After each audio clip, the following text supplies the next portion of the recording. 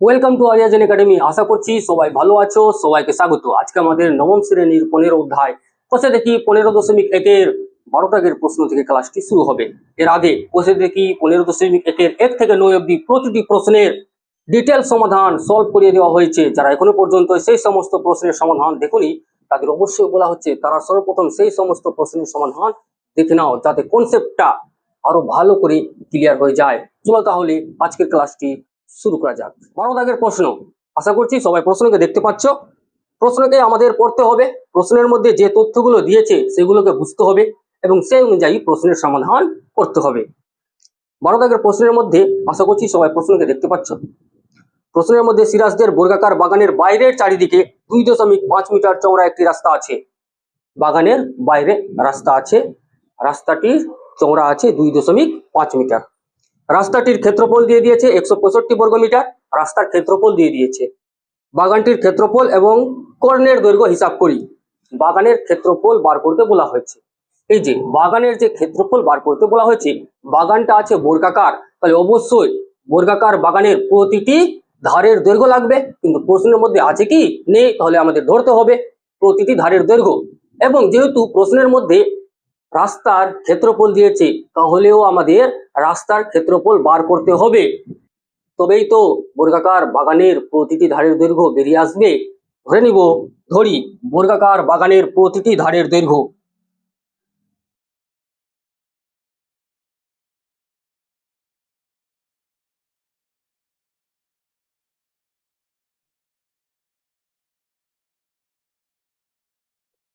x metre ধরে নেওয়া হয়েছে। বাগানের প্রতিটি ধারের দৈর্ঘ্য, এই যে বাগান আছে, বাগানটা বর্গাকার আছে, এই বর্গাকার বাগানের প্রতিটি ধারের দৈর্ঘ্য এখন বর্তমানে কত ধরা হয়েছে, x ধরা হয়েছে। এই বাগানের যদি বাহুর দৈর্ঘ্য বা ধারের দৈর্ঘ্য x হয়, তাহলে ক্ষেত্রফল কি হবে? অতএব বর্গাকার বাগানের ক্ষেত্রফল কি হবে? বাহু স্কোয়ার, বাহু স্কোয়ার x এর স্কোয়ার হবে, অর্থাৎ x স্কোয়ার হবে।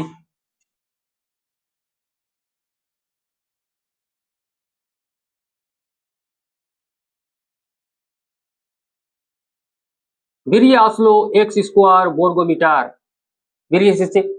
এখন এই বর্গাকার বাগানের বাইরে 2.5 মিটার চওড়া একটি রাস্তা আছে। 2.5 মিটার, 2.5 মিটার, এদিকেও 2.5 মিটার, এদিকেও 2.5 মিটার হবে, এদিকেও 2.5 মিটার চওড়া একটি রাস্তা হবে। চারিদিকে হবে তো।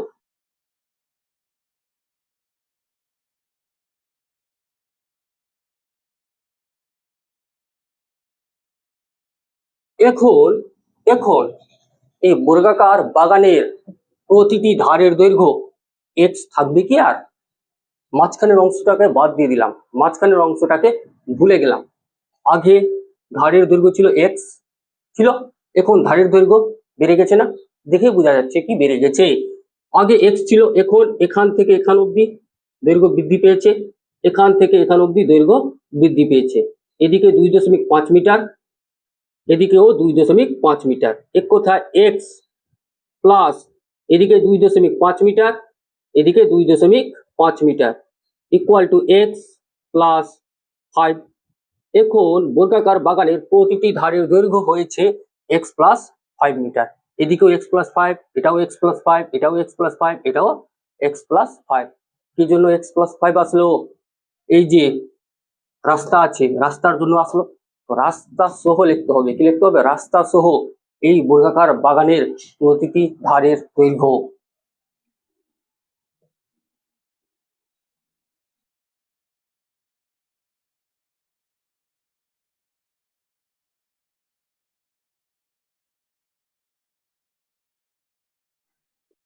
বাগানের প্রতিটি ধারের দৈর্ঘ্য, প্রতিটি ধারের দৈর্ঘ্য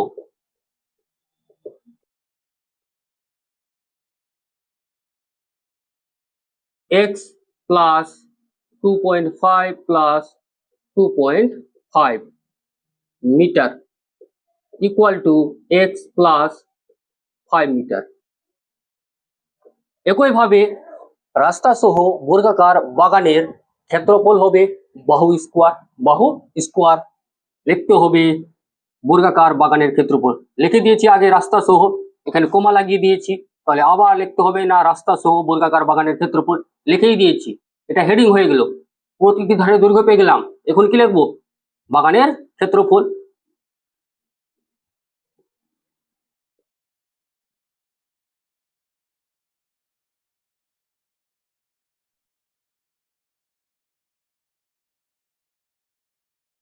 এক্স প্লাস 5 তার হোল স্কোয়ার, বাহু স্কোয়ার হয়। এখান থেকে বেরিয়ে আসবে এ প্লাস বি তার হোল স্কোয়ারের সূত্র। এ প্লাস বি তার হোল স্কোয়ারের সূত্র হয় a square plus 2ab plus b square. B square এখানে লিখে দিচ্ছি b square. X square plus 10x plus 25, এটা বেরিয়ে আসবে বর্গ মিটার। এখন এখন বর্তমানে এটা রাস্তা সহ বর্গাকার বাগানের ক্ষেত্রফল। শুধুমাত্র বর্গাকার বাগানের ক্ষেত্রফল, রাস্তা বাদে আছে, কিন্তু তখন রাস্তা ছিল না, রাস্তা বাদে। এখান থেকে এটাকে বাদ দিলে রাস্তার ক্ষেত্রফল বেরিয়ে আসবে না। এটা রাস্তা সহ বর্গাকার বাগানের ক্ষেত্রফল আছে। এখান থেকে বর্গাকার বাগানের ক্ষেত্রফলকে বাদ দিলে রাস্তার ক্ষেত্রফল বেরিয়ে আসবে। তাহলে আমাদের লিখতে হবে রাস্তার ক্ষেত্রফল। রাস্তার ক্ষেত্রফল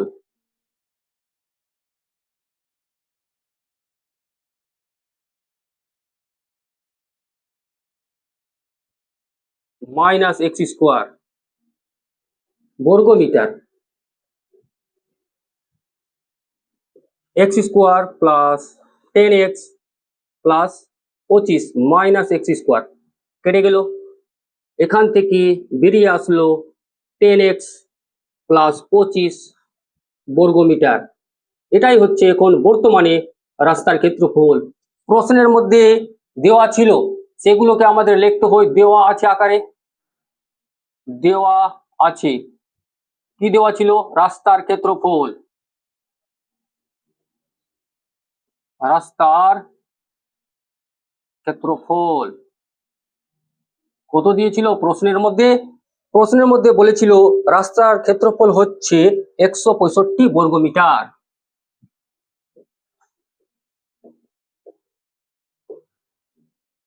প্রশ্নের মধ্যে রাস্তার ক্ষেত্রফল 165 বর্গ মিটার। এখন রাস্তার ক্ষেত্রফল এক্স আকারে বেরিয়ে এসেছে 10x প্লাস 25 বর্গ মিটার। তাহলে এটা এক্স এর আকারে ক্ষেত্রফল আছে, এটা সংখ্যায় ক্ষেত্রফল আছে, দুটোই তো একই ক্ষেত্রফল, দুটোই কি আছে? একই ক্ষেত্রফল। তাহলে শর্তানুসারে আমাদের লিখতে হবে বা প্রশ্নানুযায়ী 10x plus 25 equal to 165, 10x equal to 165 minus 25, 10x equal to 0 4 x, x equal to 140 by 10, 0 0 কেটে গেল, x ইকুয়াল টু 14, x এর ভ্যালু বেরিয়ে এসেছে 14। বর্গাকার বাগানের প্রতিটি ধারের দৈর্ঘ্য পেয়ে গেলাম 14, পেয়ে গেছি। এখন এই বর্গাকার বাগানের যদি কর্ণের দৈর্ঘ্য বার করতে হয়, কর্ণের দৈর্ঘ্য, এটা হয়তো কর্ণ। এই কর্ণের দৈর্ঘ্যের সূত্র কি হয় বা কর্ণের দৈর্ঘ্য কিভাবে বার করব? এটা ভূমি, এই জায়গায় এক্স এর জায়গায় এখন 14 আছে, এটা লম্ব, তাহলে এটা অতিভুজ। অতিভুজ তো এখানে 90 ডিগ্রি কোণ উৎপন্ন হবে। 90 ডিগ্রি যদি কোণ উৎপন্ন হয়, এটা 14, এটা 14, এটা কত হবে? অতিভুজ স্কোয়ার সমান সমান লম্ব স্কোয়ার প্লাস ভূমি স্কোয়ার, লম্ব স্কোয়ার প্লাস ভূমি স্কোয়ার। তাহলে লিখতে হবে বর্গাকার বাগানের, এখান থেকে আমাদের বার করতে বলেছিল বাগানটির ক্ষেত্রফল, আগে লিখে নিব। অতএব বাগানটির ক্ষেত্রফল, তারপরে কর্ণের দৈর্ঘ্য বার করা হচ্ছে। 14 স্কোয়ার, 14 এর স্কোয়ার কত হয়? 196 বর্গ মিটার। এবং বাগানটির কর্ণের দৈর্ঘ্য, বাগানটির কর্ণের দৈর্ঘ্য, কর্ণের দৈর্ঘ্য। কর্ণ অর্থাৎ অতিভুজ, কর্ণ অর্থাৎ অতিভুজ, অতিভুজ সমান সমান হবে 14 এর স্কোয়ার প্লাস 14 এর স্কোয়ার, রুটের ভিতরে 2 ইন্টু 14 এর স্কোয়ার বলা যাবে, 14 এর স্কোয়ার বাইরে আসবে, 14 আসবে, রুট আন্ডার 2 এত মিটার। এবার প্রশ্নের মধ্যে রুট আন্ডার 2 এর ভ্যালু বলেছে 1.414, 1.414। 14 কে 1.414 দিয়ে গুণ করলে যে গুণফল বেরিয়ে আসবে সেটাই হবে এই প্রশ্নের উত্তর। আশা করছি বোঝা গেল। যেহেতু কর্ণ বার করতে বলেছে, কর্ণ অর্থাৎ অতিভুজ, কর্ণ অর্থাৎ অতিভুজ, কর্ণের দৈর্ঘ্য, বর্গাকার বাগানের কর্ণের দৈর্ঘ্যের সূত্র কি হয়? বাহু ইন্টু √2 হয়, বাহু ইন্টু এই যে বাহু ইন্টু √2 বা √2 ইন্টু বাহু হয়, √2 ইন্টু বাহু। বা যদি মনে না থাকে তাহলে আমরা জানি সমকোণী ত্রিভুজ পাবো, সমকোণী ত্রিভুজের ভূমি লম্ব, এটা অতিভুজ, অতিভুজ সমান সমান হবে রুটের ভিতরে লম্ব স্কোয়ার প্লাস ভূমি স্কোয়ার, লম্ব স্কোয়ার প্লাস ভূমি স্কোয়ার, দুটো একই আছে, 2 ইন্টু লেখা যাবে, স্কোয়ার আছে রুটের বাইরে এসে যাবে, রুটের ভিতরে 2 করে থাকলো, 2 এর ভ্যালু প্রশ্নের মধ্যে বলেছিল 1.414, গুণ করব যে গুণফল বেরিয়ে আসবে সেটাই হচ্ছে এই প্রশ্নের কর্ণের দৈর্ঘ্যের উত্তর। আশা করছি প্রশ্নের সমাধান বোঝা গেছে। তোমাদের বিন্দুমাত্র ডাউট থাকলে তোমরা কমেন্ট বক্সে কমেন্ট করে জানাবে, সেই ডাউট ক্লিয়ার করা অবশ্যই চেষ্টা করা হবে। একবার তোমরা এই প্রশ্নের সমাধান ভালো করে লক্ষ্য করো।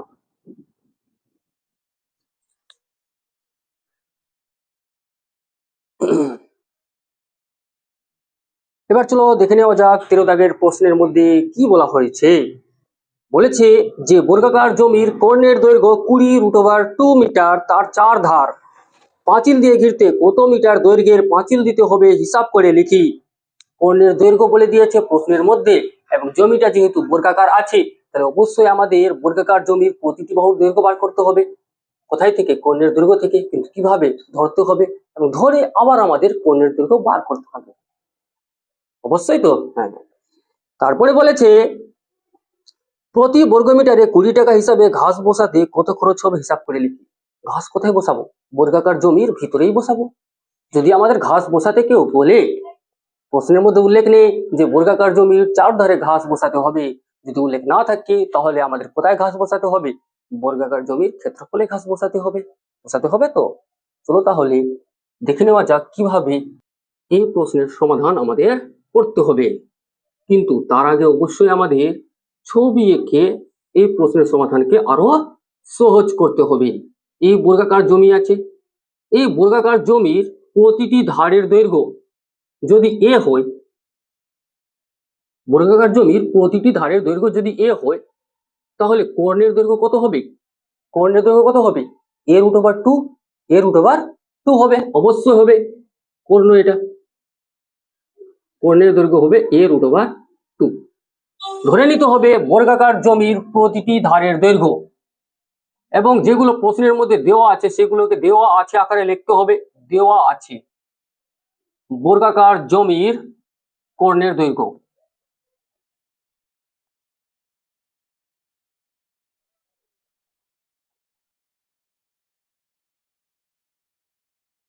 প্রশ্নের মধ্যে উল্লেখ করেছে 20√2 মিটার।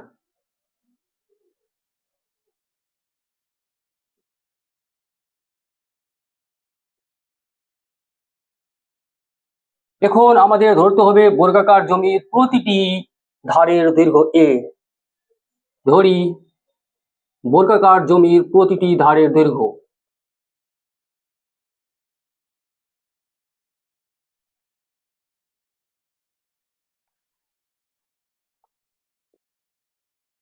এ মিটার। এ মিটার যদি বর্গাকার জমির প্রতিটি ধারের দৈর্ঘ্য হয়, তাহলে এখান থেকে বর্গাকার জমির কর্ণের দৈর্ঘ্য এবং ক্ষেত্রফল দুটোই পাওয়া যাবে। বর্গাকার জমির কর্ণের দৈর্ঘ্য, ক্ষেত্রফল, পরিসীমা সবকিছু পাওয়া যাবে তো। হ্যাঁ, অতএব বর্গাকার জমির কর্ণের দৈর্ঘ্য, কর্ণের দৈর্ঘ্য, কর্ণের দৈর্ঘ্য হবে a√2 টু মিটার।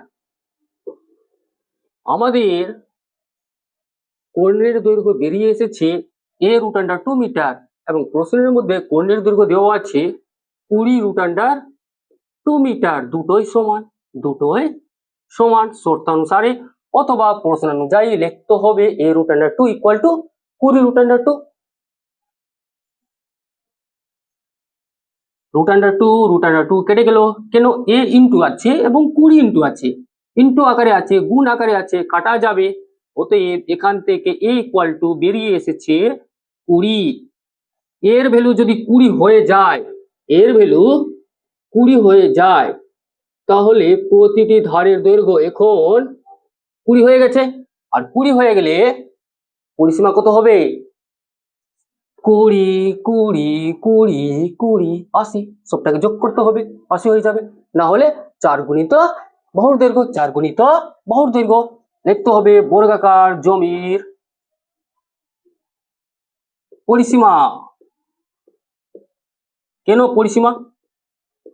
প্রশ্নের মধ্যে বার করতে বলেছে। বর্গাকার জমির পরিসীমা সবাই খুঁজো, প্রশ্নের মধ্যে পরিসীমা বার করতে বলেছে কি বলেনি? 80 মিটার। প্রশ্নের মধ্যে উল্লেখ করেছে, কি উল্লেখ করেছে? বলেছে তার 4 ধার পাঁচিল দিতে বা পাঁচিল দিয়ে ঘিরতে কত মিটার দৈর্ঘ্যের পাঁচিল দিতে হবে। হিসাব করে লিখি, 4 ধারে পাঁচিল দিবে, তাহলে পাঁচিল অবশ্যই পরিসীমা বরাবর দিবে, তাই জন্য আমাদের পরিসীমা বার করতে হলো। অতএব লিখে নিতে হবে পাঁচিল দিবে 80 মিটার দৈর্ঘ্য, অথবা এখানে আমাদের লিখতে হবে এই যে এখানে যে লেখা আছে 4 ধারে পাঁচিল দিতে 80 মিটার দৈর্ঘ্যের পাঁচিল দিতে হবে। 4 ধারে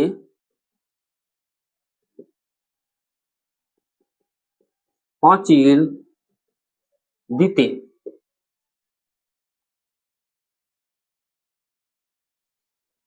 এখন প্রশ্নের মধ্যে বলা হয়েছে প্রতি বর্গ মিটারে ঘাস বসাতে 20 টাকা খরচ হয়। ঘাস কোথায় বসাবে? বর্গাকার জমির ক্ষেত্রফলে ঘাস বসাবে, তো অর্থাৎ বর্গাকার জমির ক্ষেত্রফল বার করতে হবে।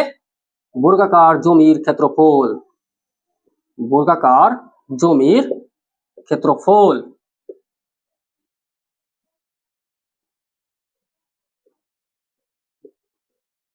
বাহু স্কোয়ার, বাহু কত পেয়ে গেছি? 20 পেয়ে গেছি। বাহু স্কোয়ার ইকুয়াল টু বেরিয়ে আসলো 400 বর্গ মিটার। ঘাস বসাতে মোট খরচ, অথবা এইভাবে লিখবো 1 বর্গ মিটারে খরচ হয় 20 টাকা, 400 বর্গ মিটারে খরচ হবে 20 গুণিত 400 টাকা। ঘাস বসাতে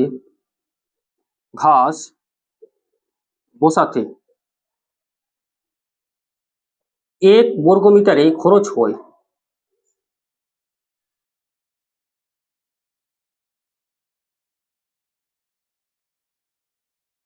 20 টাকা। 400 বর্গ মিটারে খরচ হয় 20 গুণিত 400 টাকা, বেরিয়ে আসলো 8000 টাকা। ঘাস বসাতে মোট খরচ 8000 টাকা হবে। আশা করছি প্রশ্নের সমাধান বোঝা গেছে। কিছুই ছিল প্রশ্নের মধ্যে? কিছুই ছিল না, শুধু কর্ণের দৈর্ঘ্য দিয়েছিল প্রশ্নের মধ্যে। কর্ণের দৈর্ঘ্য দেওয়া আছে, এখান থেকে বাহুর দৈর্ঘ্য বেরিয়ে আসবে, পরিসীমা বেরিয়ে আসলো, পাঁচিল দিয়ে ঘেরা হয়ে গেল। এবার পাঁচিল দিয়ে ঘিরেছে, তার মানে এখানে কি বসাবে? ঘাস বসাবে, যাতে গরু ছাগল সে ঘাসটা না খেয়ে নি, বাঁচানোর জন্য অবশ্যই পাঁচিল দিয়েছে। তাই আমাদের বর্গাকার জমির ক্ষেত্রফল বার করতে হবে। কেন বার করতে হবে? কারণ ঘাস তো জমির ভিতরেই বসাবে না, এখানে তো পাঁচিল দিয়েছে, পরিসীমায় তো আর ঘাস বসাবে না, ঠিক কিনা? পরিসীমায় যদি ঘাস না বসায় অবশ্যই ক্ষেত্রফলে বসাবে। আর ক্ষেত্রফলে এক এক বর্গ মিটারে 20 টাকা যদি খরচ হয়, 400 বর্গ মিটারে পেয়ে গেলাম 8000 টাকা খরচ হবে। আশা করছি প্রশ্নের সমাধান বোঝা গেছে। একবার তোমরা প্রশ্নের সমাধানটা ভালো করে লক্ষ্য করো।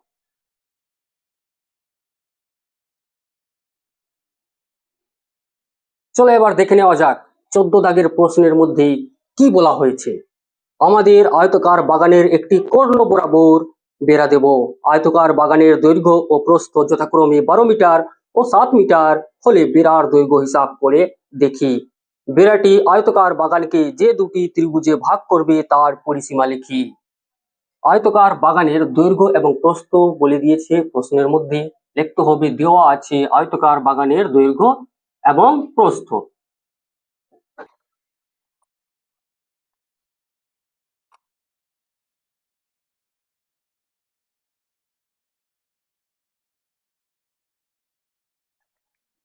দৈর্ঘ্য বলে দিয়েছে প্রশ্নের মধ্যে 12 মিটার এবং প্রস্থ 7 মিটার।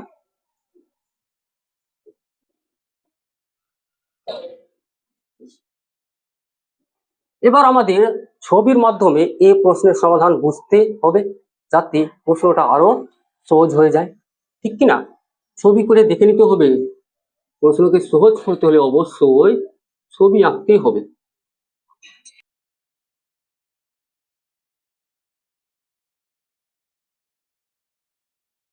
এই আয়তকার বাগানের দৈর্ঘ্য আছে 12, প্রস্থ আছে 7 এবং কর্ণ কি করেছে? দুটি ত্রিভুজে ভাগ করে দিয়েছে। কর্ণ, যেহেতু বাগানটি আয়তকার আছে, তাহলে অবশ্যই এই জায়গায় 90 ডিগ্রি কোণ উৎপন্ন হবে। 90 ডিগ্রি এখানে, 90 ডিগ্রি এখানে, 90 ডিগ্রি এখানে, 90 ডিগ্রি এখানে। 90 ডিগ্রি যদি কোণ উৎপন্ন হয় এবং বাগানটি যদি আয়তাকার হয়, তাহলে অবশ্যই দুটি ত্রিভুজ পাওয়া যাবে, একটা এ বি সি এবং একটা এ সি ডি ত্রিভুজ পাওয়া যাবে। এখন আমাদের লিখতে হবে এ বি সি ডি অথবা এ বি সি ত্রিভুজ এ বি সি এর এসি বহুর দৈর্ঘ্য। ত্রিভুজ এ বি সি দেখতে পাচ্ছি, লিখবো। এখন ত্রিভুজ এ বি সি এর ক্ষেত্রে ছবি এঁকে নিয়েছি, অনেক কিছু সহজ হয়ে যাবে, আমাদের বেশি কিছু লিখতে হবে না, যেহেতু ছবি আঁকা আছে পাশে। দেখলাম এবিসি ত্রিভুজের ক্ষেত্রে অতিভুজ হয়ে যাবে এসি, অতিভুজ square, AC square equal to AB square plus BC square হবে। লম্ব স্কোয়ার প্লাস ভূমি স্কোয়ার হয়, অথবা ভূমি স্কোয়ার প্লাস লম্ব স্কোয়ার হয়। AC equal to root under AB কত 12 এর স্কোয়ার প্লাস বিসি কত 7 এর স্কোয়ার। 12 এর স্কোয়ার হয়ে গেল রুট আন্ডার 144 প্লাস 7 এর স্কোয়ার 49 হয়ে যাবে কত 9 4 13, 4 4 8, 4 আর 4 মিলে কত হলো 8, 8 আর 1 9, 193। কত আসলো 193। এই যে 193 এসেছে, এটি হলো এসি ত্রিভুজের এবিসি ত্রিভুজের এসি বাহুর দৈর্ঘ্য 193 মিটার। অতএব এখন আমাদের বলতে হবে এ বি সি ডি আয়তকার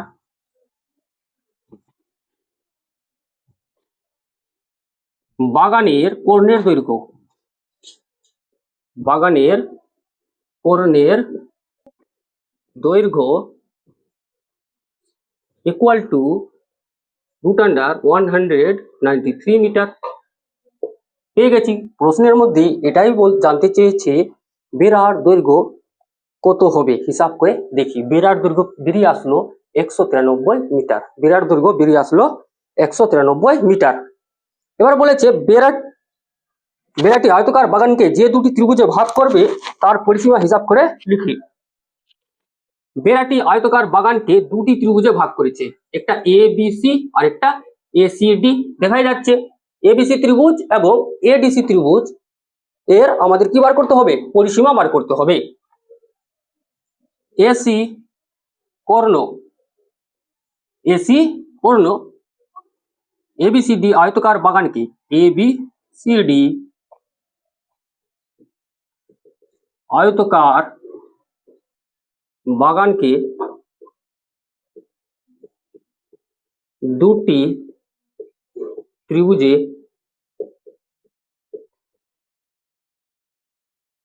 ভাগ করেছে। এখন আমাদের বার করতে হবে এবিসি ত্রিভুজের পরিসীমা। এবিসি ত্রিভুজ এবিসি এর পরিসীমা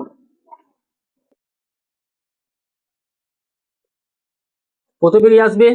12+7+193 রুটের ভিতরে 12 আর সাথে 19 যোগ রুট আন্ডার 193 মিটার। এখান থেকে কেউ হাঁটতে শুরু করলো, এখানে আসলো 12 মিটার, আবার এখান থেকে এখানে আসলো 7 মিটার, এখান থেকে আবার সেই জায়গায় ফিরে আসলো 193 মিটার, রুট আন্ডার 193 মিটার হাঁটলো। অর্থাৎ টোটাল সে 19 প্লাস রুট আন্ডার 193 মিটার হেঁটেছে। এবং একইভাবে আমাদের ত্রিভুজ এ ডি সি এর পরিসীমা হবে, কত হবে? এডিসি 193 প্লাস 12 প্লাস 7, একইভাবে 19 প্লাস রুট আন্ডার 193 মিটার বেরিয়ে আসবে। বলেছে কি বলেছে? আয়তকার বাগানে যে দুটি ত্রিভুজে ভাগ করবে তার পরিসীমা লিখি। যে দুটি ত্রিভুজে ভাগ করেছে তার পরিসীমা হয়। এবার প্রশ্নের মধ্যে 15 দাগের প্রশ্নের মধ্যে কি জানতে চেয়েছে? বলেছে মৌসুমীদের বাড়ির আয়তকার বড় হোলঘরের দৈর্ঘ্য ও প্রস্থের অনুপাত 9:5 এবং পরিসীমা 140 মিটার। মৌসুমীরা হোলঘরের মেঝেতে 25 সেমি গণিত 20 সেমি আকারের আয়তকার টালি বসাতে চায়। প্রতি 100 টালির দাম 500 টাকা হলে মৌসুমীদের হোলঘরের মেঝেতে টালি বসাতে কত খরচ হবে হিসাব করি। হোলঘরের যে মেঝে আছে সেই মেঝের দৈর্ঘ্য এবং প্রস্থের অনুপাত বলে দিয়েছে 9:5। তাহলে সেখান থেকে আমাদের লিখতে হবে বড় হোলঘরের দৈর্ঘ্য 9x এবং প্রস্থ 5x মিটার। কেন? যেহেতু অনুপাতে আছে, অনুপাত থেকে বার করতে হলে অবশ্যই চলরাশি দিয়ে গুণ করতে হবে, যে কোনো একটা চলরাশি দিয়ে গুণ করতে হয়। x দিয়ে গুণ করবো আমরা। ধরি বড় হোলঘরের দৈর্ঘ্য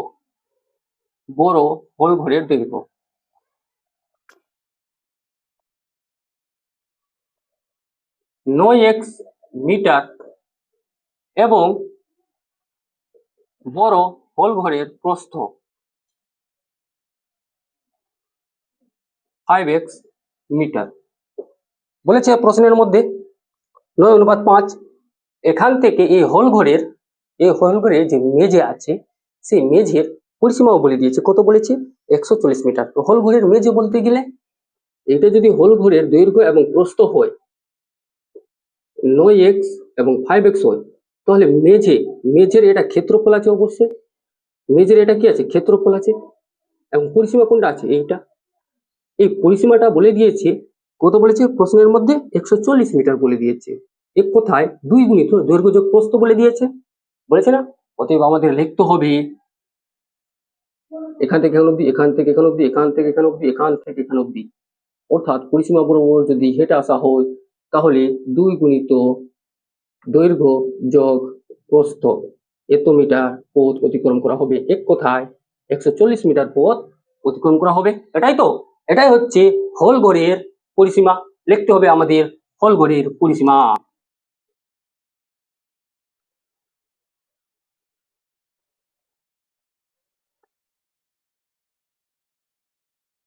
দুই গুণিত দৈর্ঘ্য যোগ প্রস্থ 2 গুণিত 14x ইকুয়াল টু 28 মিটার। বেরিয়ে আসলো 28x মিটার। x কোথায় গেল? x তো লাগবে। এখন আমাদের যে পরিসীমাটি বেরিয়ে এসেছে সেটা x এর আকারে আছে, এবং প্রশ্নের মধ্যে যে পরিসীমাটি ছিল দেওয়া আছে আকারে লিখতে হতো। এখানে দেওয়া আছে হোলঘরের পরিসীমা সমান সমান 140 মিটার। সংখ্যায় আছে দুটোই সমান, শর্ত অনুসারে 28x সমান সমান 140 হবে, বা দিয়ে x সমান সমান 140/28 হবে। 5 দিয়ে গুণ করলে বেরিয়ে আসে 140। 28 কে 5 দিয়ে গুণ করলে 140 হয়।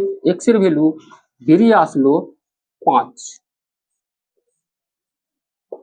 এখন এখান থেকে হোলঘরের দৈর্ঘ্য এবং প্রস্থ বেরিয়ে আসবে। অতএব লিখতে হবে বড় হোলঘরের দৈর্ঘ্য এবং প্রস্থ।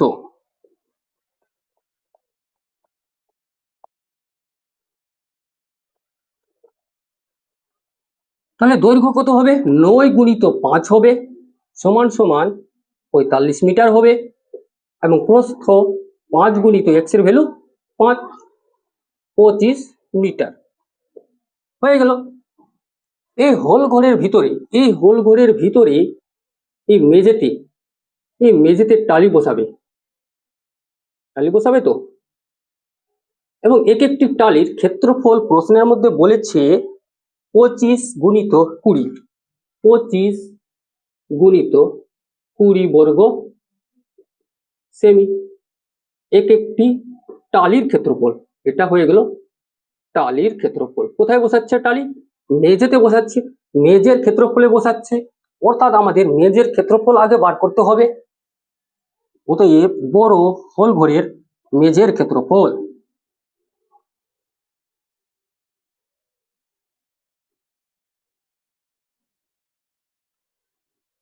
হয়ে যাবে দৈর্ঘ্য গুণিত প্রস্থ, যেহেতু আয়তকার আছে, বর্গ মিটার। কিন্তু এক একটি টালি বসাতে যে ক্ষেত্রফল ব্যবহার হচ্ছে সেটা 25 গুণিত 20 বর্গ সেমি হচ্ছে। 25 গুণিত 20 বর্গ সেমি, এটা সেমিতে আছে, এটা মিটারে আছে। তাহলে এখন আমাদের কি করতে হবে? মিটারকে সেন্টিমিটারে নিয়ে যেতে হবে। মিটার থেকে সেন্টিমিটারে গেলে kilometre, hectometre, decametre, metre, decimetre, centimetre. Metre থেকে সেন্টিমিটারে গেলে 100 দিয়ে গুণ করতে হয়, কিন্তু এখানে বর্গ আছে বলে 100 গুণিত 100 হবে, অর্থাৎ 45 গুণিত 25 গুণিত 100 গুণিত 100। এত বর্গ সেমি এখন বেরিয়ে আসলো মেঝের ক্ষেত্রফল। এক একটি টালির ক্ষেত্রফল লিখতে হবে। টালির ক্ষেত্রফল, একটি টালির ক্ষেত্রফল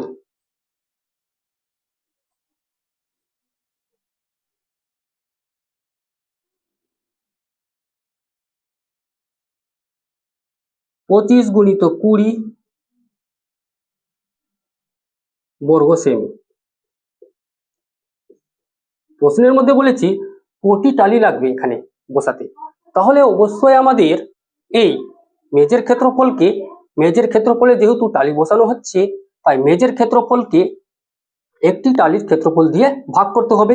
একটি টালির ক্ষেত্রফল দিয়ে ভাগ করতে হবে, তবেই তো মেঝের ক্ষেত্রফলে কটি টালি লাগবে, মেঝের ক্ষেত্রফলে কটি টালি লাগবে সেটা বেরিয়ে আসবে। লিখতে হবে টালির সংখ্যা।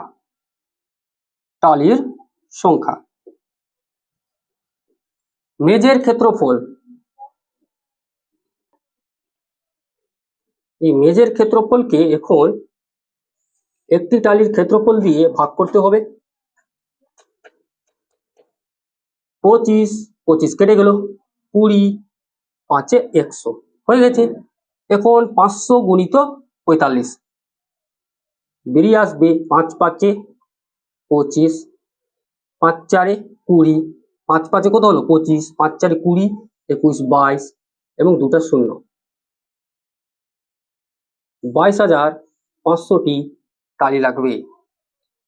এবং প্রশ্নের মধ্যে বলেছে প্রতি 100 টালির দাম 100টি টালির দাম বলেছে 500 টাকা। একটি টালির দাম কত হবে? কম হবে অবশ্যই, 500/100 হবে ঐকিক নিয়মে। কটি টালি লাগবে? 22,500টি। 22,500টি টালির দাম 500 গুণিত 22,500 বাই 100, 0 0 0 0 কেটে গেল, 5 দিয়ে গুণ করলে 0 0, 5 5 25, 5 2 10, 11 12, হাত থাকলো 1, 5 2 10, একে 11 পেয়ে গেলাম 1,12,500 টাকা। 1,12,500 টাকা হবে। হল ঘরের মেঝেতে টালি বসাতে খরচ পড়বে, হল ঘরের মেঝেতে এখান থেকে জায়গা নেই বলে এখানে লেখা হয়েছে, তোমরা নিচে লিখবে। কি লিখবে? মোট খরচ, তালি বসাতে মোট খরচ 1,12,500 টাকা।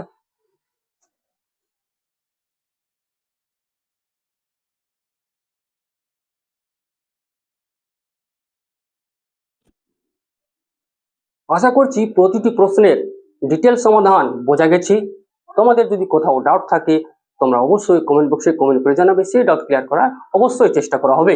এবং তোমরা অবশ্যই চ্যানেলটাকে সাবস্ক্রাইব করে সঙ্গে থাকবে, যাতে প্রতিটি অধ্যায়ের প্রতিটি প্রশ্নের ডিটেল সমাধান এখানে পেয়ে যাও।